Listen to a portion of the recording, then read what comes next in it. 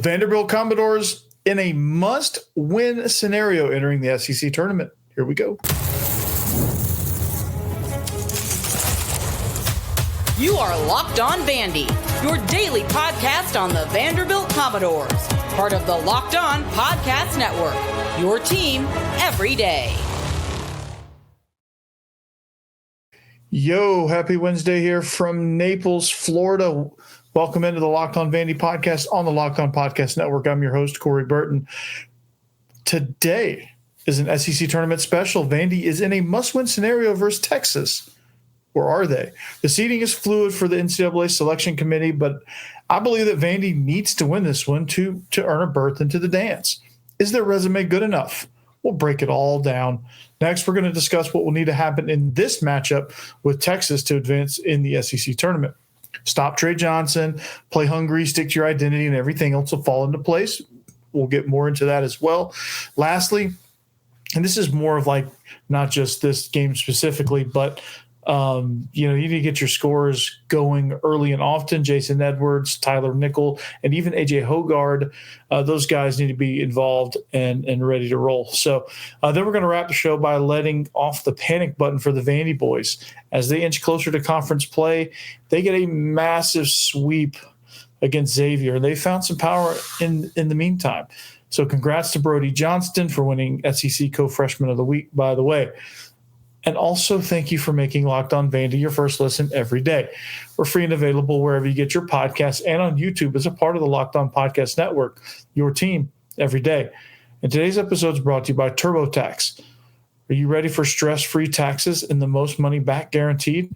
Well, head over to TurboTax.com today and get matched with your expert.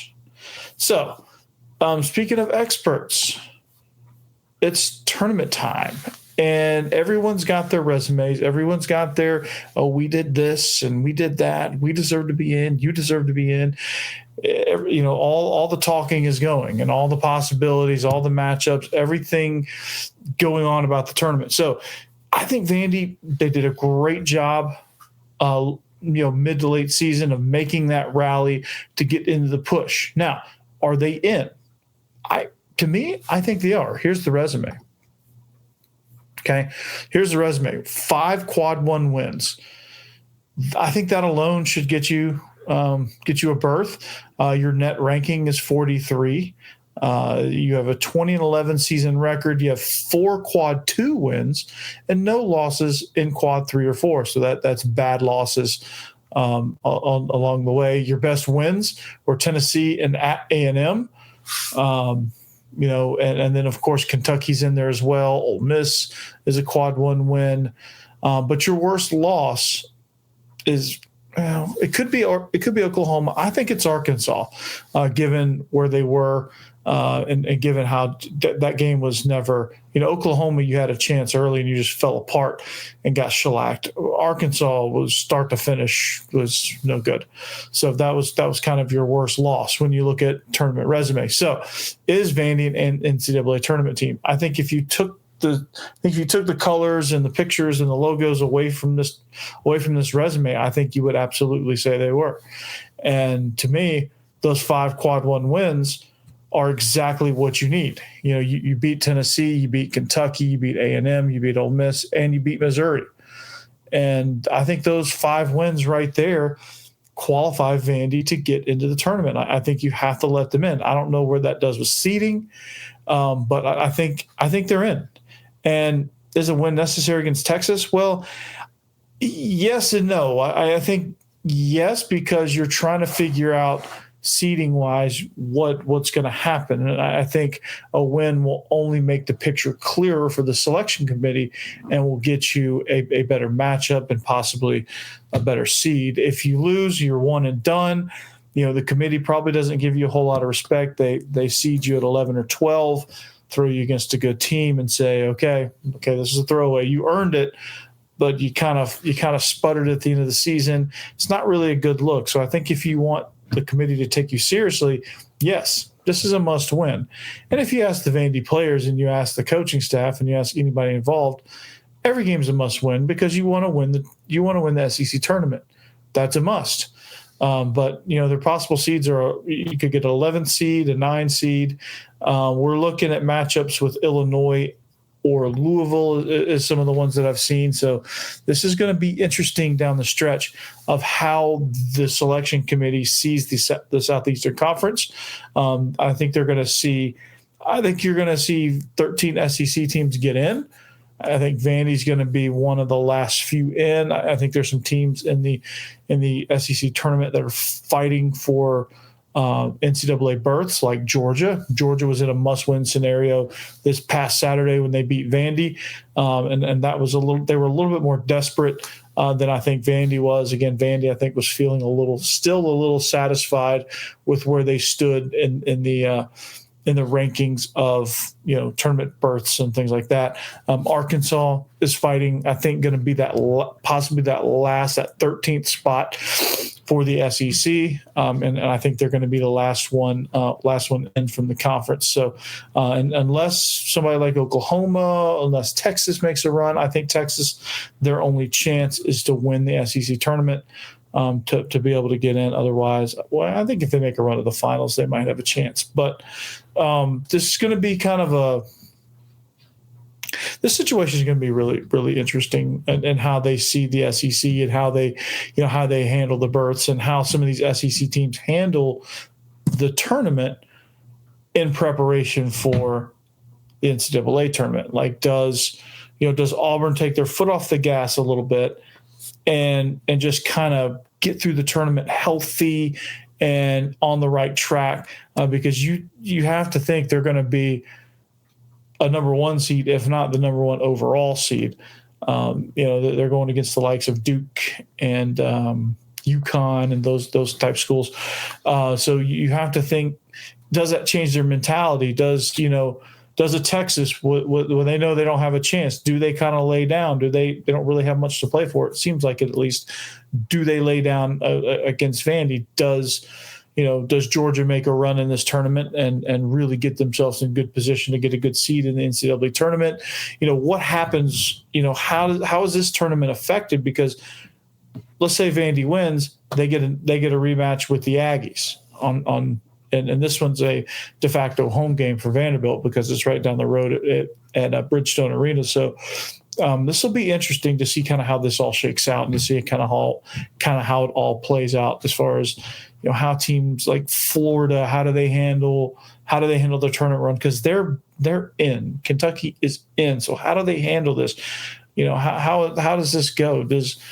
Are the teams that are desperate, are they the ones that are going to make the run? Can Vandy make a run? I think they absolutely can. If they do the things that got them in this position, they can absolutely beat anybody in this conference.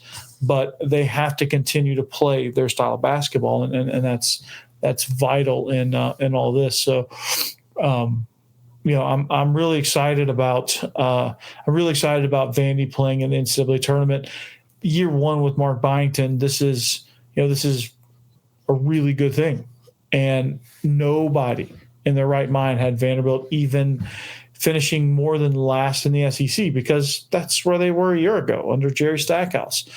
This time, actually, from this house, I talked about the firing of Jerry Stackhouse, and I started the cycle of, okay, who's next? And we went on that path until Mark Byington was hired. I think it was a month later, maybe.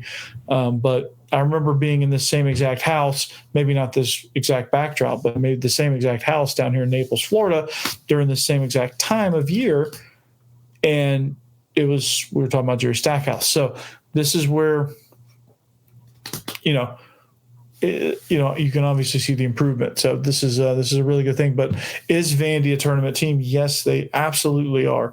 Going back to this graphic real quick, the 5 quad 1 wins, man, and that's the most impressive thing, because a team that just met each other in June, they get these big time wins. Only one of them on the road. Only one of these quad 1 wins on the road, which can be a little concerning at times, but the NCAA tournament's a different monster, and you can get hot and it doesn't matter. You're going to have the crowd behind you.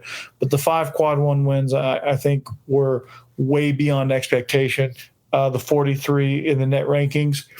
I mean, it's not the best thing in the world, but they go way beyond expectation as well. So, and to beat your in-state rival, have them on the ropes for a second time is in year one of Mark Byington and in year one of this roster completely is really kind of all you can ask for. So do I think Vandy is a tournament team? Absolutely, I do. And they are nonetheless, but they deserve to be in, but beating Texas will only help improve their seeding. How's that going to happen? How do they match up with Texas? What is Texas going to look like? We'll talk about that next.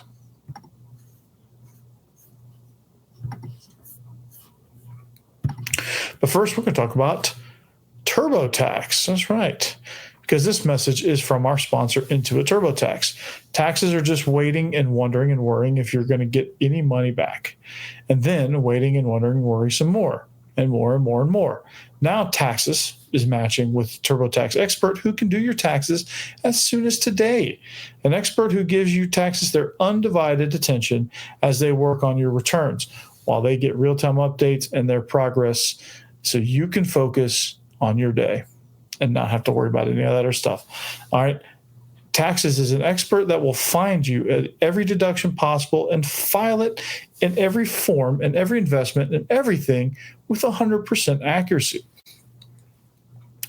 All so you can get the most money back, guaranteed. So waiting, wondering, no waiting, no wondering, no worries, none of that. Now, this is taxes. This is how taxes go. So get an expert at TurboTax.com. They're only available at TurboTax's full service, real-time updates only in the iOS mobile app. See guarantee details at TurboTax.com/guarantees.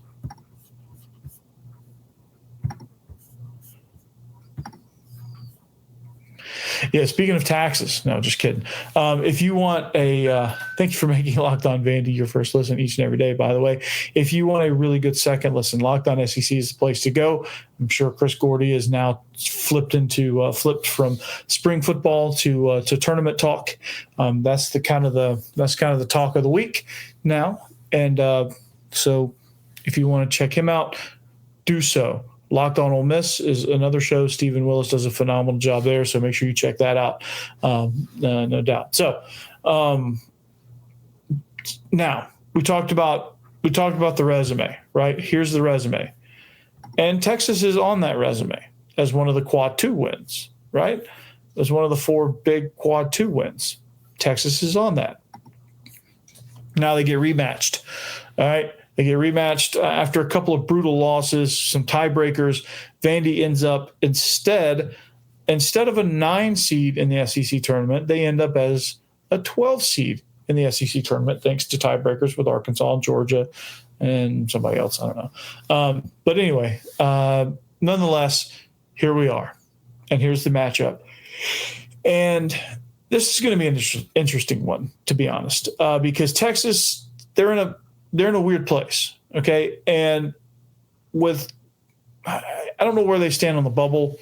They've kind of been on the bubble, off the bubble, last 4 in, first 4 out, nowhere close, just kind of all over the place. And so don't really know where their focus is going to be, but nonetheless, Tre Johnson is somebody you have to work and guard, okay? But before you get into any of that against Texas, here's some keys. You have to play to and stick to your identity. No matter the situation, you play hungry, not desperate. And I think if you use the word desperate, sometimes that gets people a little freaked out. And you think of desperation as panic, as in like, oh crap, if I don't make this bucket, we're going to get knocked out of the SEC tournament and we're going to get knocked out of the NCAA tournament. And that's simply not the case. You have to, in order to play well, you have to stay within yourself. You have to play hungry. Hungry is that aggressive, like we're going to take chances, but we're not going to take stupid chances, right? Play to your identity. Your identity is what? Drive, and then kick and get an open look and get Tyler Nickel going. Your identity is tenacious, relentless defense, all right? Crashing the boards, being scrappy, being tough, being physical, trying to stay out of foul trouble, of course, but all that stuff, right? That's your identity. You're hungry, but you're not desperate, right? And you get desperate in situations to where you don't think you can win. That's where the desperation goes, because you feel like if you fall behind at all, you can't get back. And that's where the desperation comes from. If you're hungry, you're just chipping away at it. You're just boom, boom, boom, like small cuts, like you're trying to chop down a massive tree. You can't chop it all down in one chop. And sometimes when Vandy plays like that, they're outstanding. But when they play like they're trying to chop the tree down in one chop, that's where the sloppiness happens. That's where you get out of character. That's where all that stuff happens. So play hungry, not desperate. Play your identity no matter what. Don't try to be something you're not. You're not a three-point shooting team. You're a team that can take advantage of open looks and momentum occasionally, but you're not a three-point shooting team. You're a team full of scorers. Stick to that. Play to that. That's okay. Get number 5 going, as you see in the picture, right? Get your scorers going. Jason Edwards, you're not a shooter. You're a scorer. You get to the lane, you hit mid-range, you drive, you get pinballed, make it, get an and one. All right, you're the freaking heart and soul of this team, Jason Edwards. The team goes as you go. You are the Energizer Bunny. You are the Energizer for this team. That's your role. That's what you do. You want to stick to your identity. That's who you are. That's what I've noticed. You may think you're a shooter. I don't know, but I don't think you're a shooter. I think you're a scorer. I think you're somebody that can play extremely tenaciously and on both ends of the floor. Tyler Nickel, he's a creator, right? He can, and he takes advantage of open looks. He's probably the best pure shooter on the team as of right now, out of everybody that's healthy at least. And if you get him going, I think the best game for Tyler Nickel was that Ole Miss game. They got him going. He splashed, I think, 7 threes. I think he hit the first 4 in a row that he shot. I mean, he was on fire against Ole Miss. So get him going. And A.J. Hoggard, that's a different story. He had a rough February.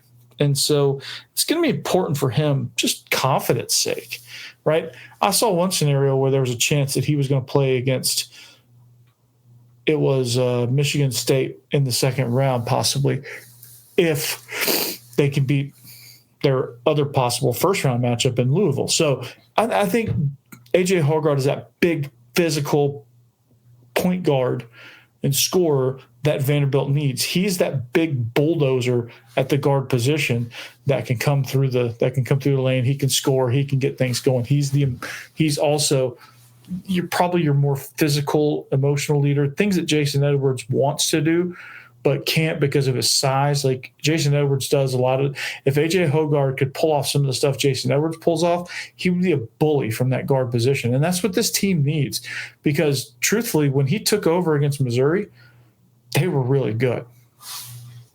And they – he kind of put a jolt into this team, and that I haven't seen this team play like that in quite some time. So – if you can get him going, which it's been a struggle in most games lately, but if you can get him going, I think sky's the limit with this team if you can get these 3 guys especially going, right? I think Carey and McLaughlin are going to hold it down on the boards. They're going to get their second chance scoring opportunities, and they're going to do a few things. But these are your 3 most important players as far as scoring goes: Jason Edwards, Tyler Nickel, A.J. Hoggard. And Tyler Tanner, to a certain degree, he's not gonna lead the team in scoring, but I think he needs to come out there and get some positive minutes, get a good plus minus, have good things happen when he's on the floor and has the ball in his hands. But it's all about 1, it's all about 5, it's all about 11. Get these guys going, get them going early and often. All right, and then lastly, on the defensive end, Tre Johnson. He is what stirs the drink for Texas. If you can stop Tre Johnson early on, if you can stop him and get him out of rhythm, if you can really disrupt what he does, that is what Texas is all about. That's what they want to do. They want to run their game through Tre Johnson, and they should. He's a pretty damn good player. So I think you have to stop him. I think you have to force things with him to be difficult. Bump him around a little bit, steal the ball from him, make his shots.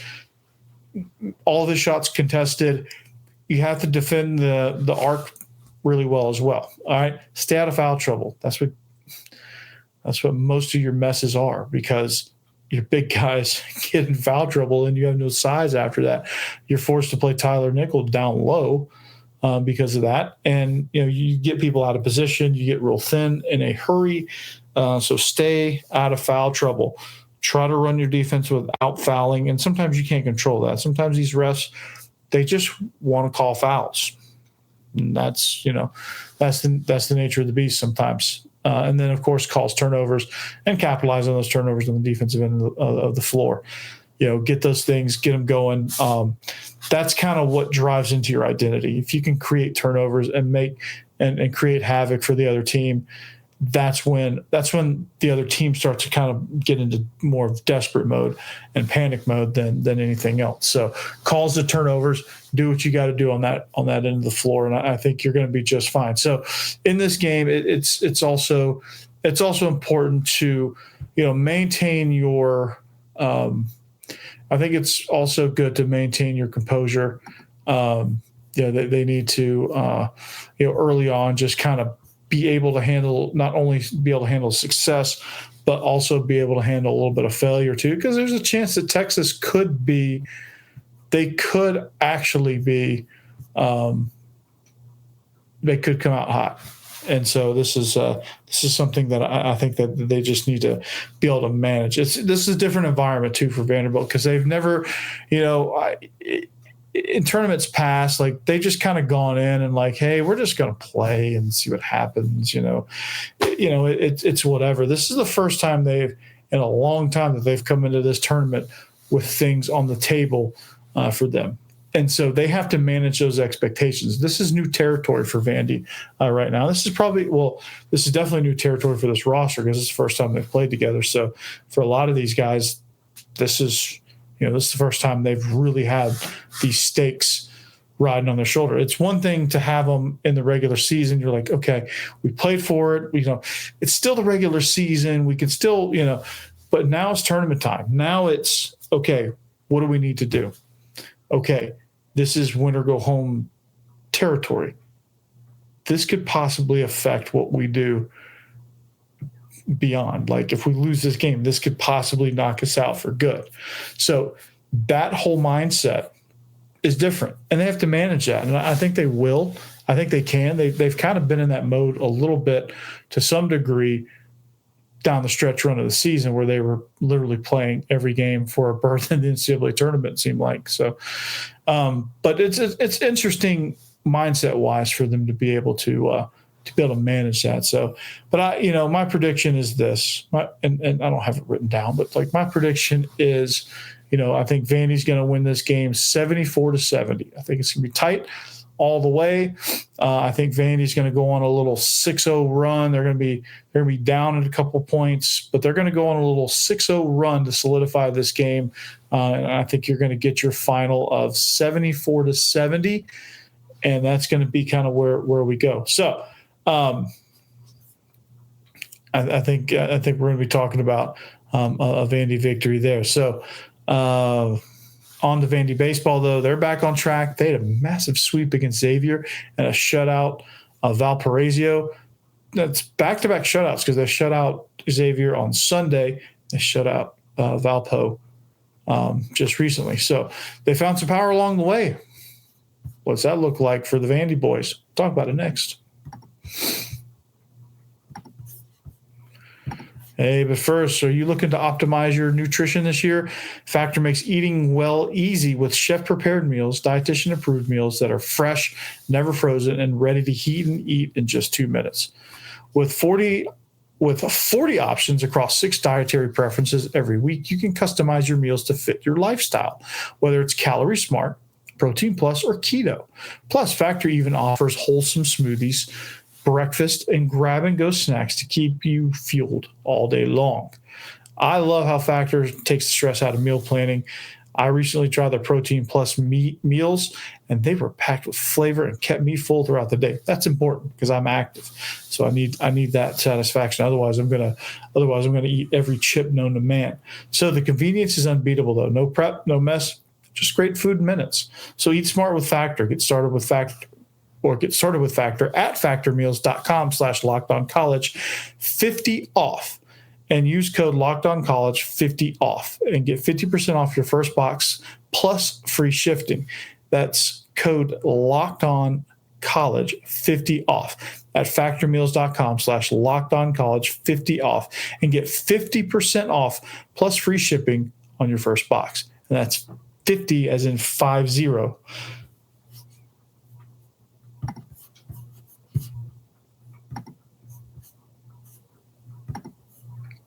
All right, wrapping up the show here, Locked On Vandy. Thanks for making us your first listen. Follow the show at Locked On Vandy on all social media platforms. I'm coming to you from Naples, Florida this week. I'm on spring break. And so this is, if I look bright red, it's because I've been out in the sun. It's been nice down here in South Florida. So I'm enjoying that. And hopefully you're enjoying the SEC tournament. And hopefully you guys are going to make plans to go wherever Vandy goes to in the NCAA tournament. So it'll be interesting. Be interesting to see kind of how things shake out. But baseball, I know the last time we talked, we were trying to discuss whether or not to press the panic button. It was a rough trip out west. That's the last conversation we really had about baseball. And I think we came up with a verdict, or at least I did. Some of you may agree. Some of you may not agree. Some of you just like to hit the panic button. I don't know. I said don't.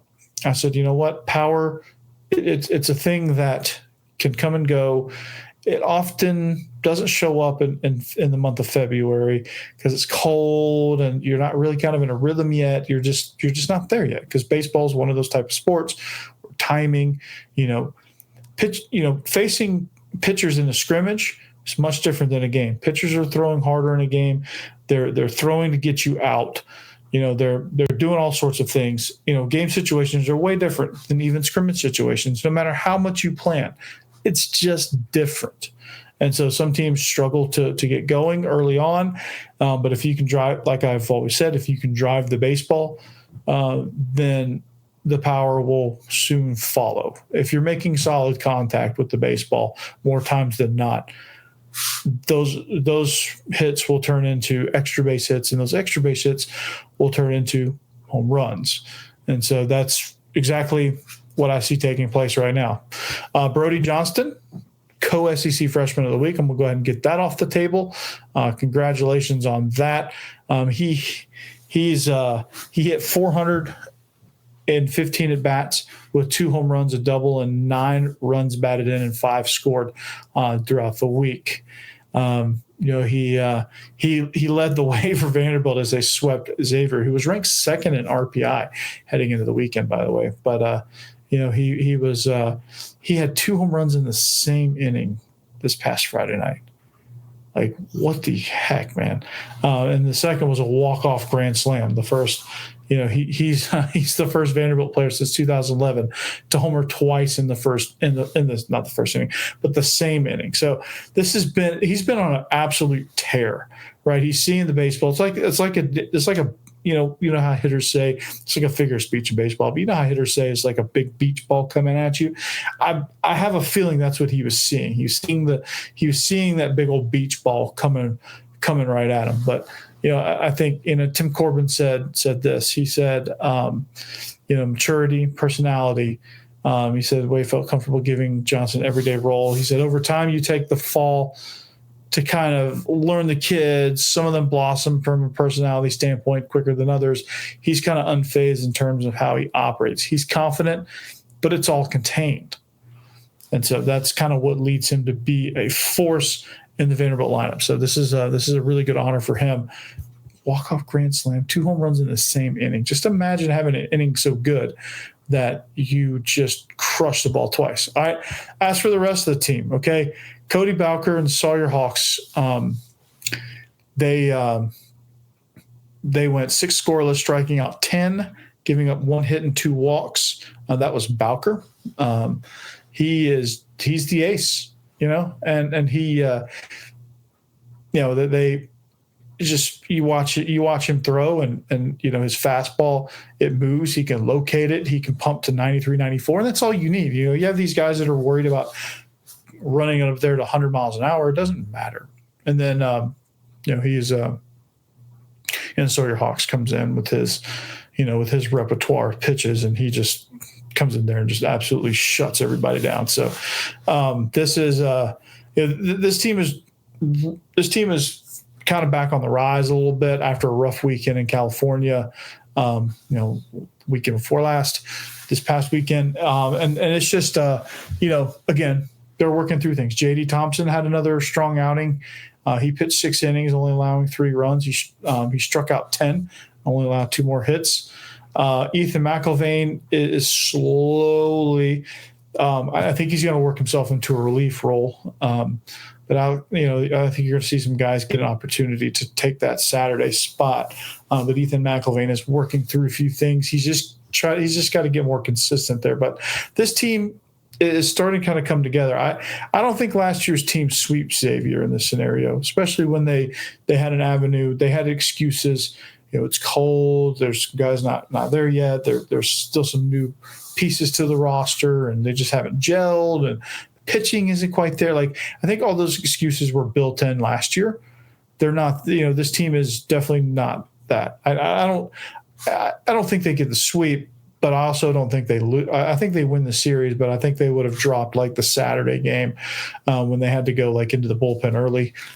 Things like that. So, but this team is different, and you're going to see it. You're going to see the power start to emerge. I think Vastine hit one. RJ Austin continues to rake, and I think this team is just playing well together, and they just have really good chemistry, which is fun to see. But anyway, we'll. This is all I got, man. We're going to see you guys next time, hopefully after a win against Texas in the SEC tournament. Until then, see you later. So long. Anchor down. If you go to Bridgestone, have fun, but be careful. Anchor down. Peace.